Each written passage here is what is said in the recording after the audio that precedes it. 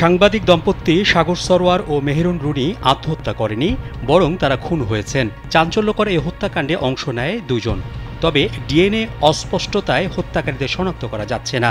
আলোচিত হত্যাকাণ্ডের ঘটনায় গঠিত টাস্কফোর্সের তদন্ত প্রতিবেদন প্রকাশ পেয়েছে।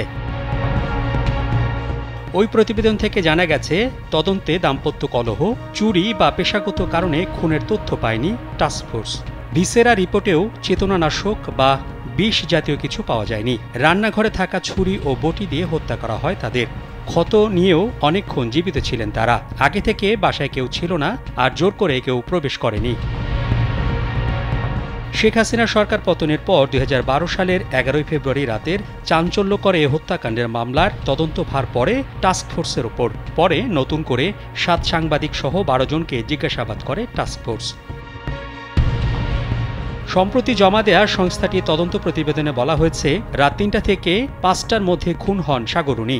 এছাড়া ডিএনএ পরীক্ষার রিপোর্ট পর্যালোচনা করে তদন্ত কমিটি জানায়, প্রথমে সাগর ও পরে ছুরিকাঘাত করা হয় রুনিকে। হত্যার আগে সন্তান মেঘকে নিয়ে একই খাটে শুয়েছিলেন তারা।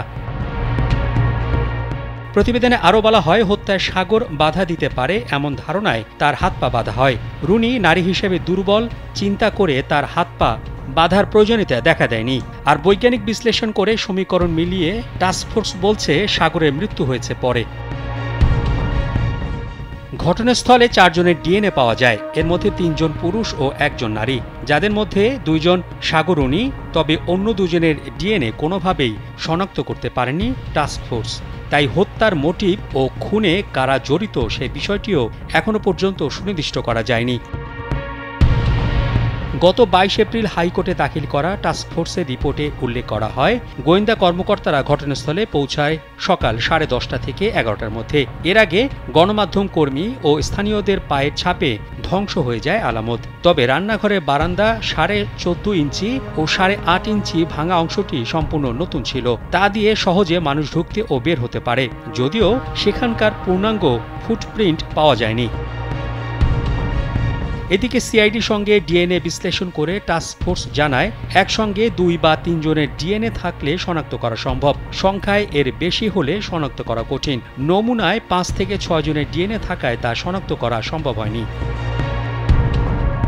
অন্যদিকে রুনির অফিসিয়াল নথি ঘেটেও তার সঙ্গে কারো শত্রুতার প্রমাণ পায়নি টাস্কফোর্স। আলোচিত বিবিয়ানা গ্যাস ফিল্ড নিয়ে রিপোর্টের জেরে এ হত্যারও কোনো তথ্য মেলেনি। সাগরের মালিকানাধীন energyBangla.com-এ কোনো সংবাদের জেরে পেশাগত কারণেও এই হত্যাকাণ্ডে যোগসূত্র মেলেনি। এছাড়া পারিবারিক কলহের কারণে একজনকে হত্যার পর অন্যজনের আত্মহত্যার তথ্য প্রমাণও পায়নি টাস্কফোর্স।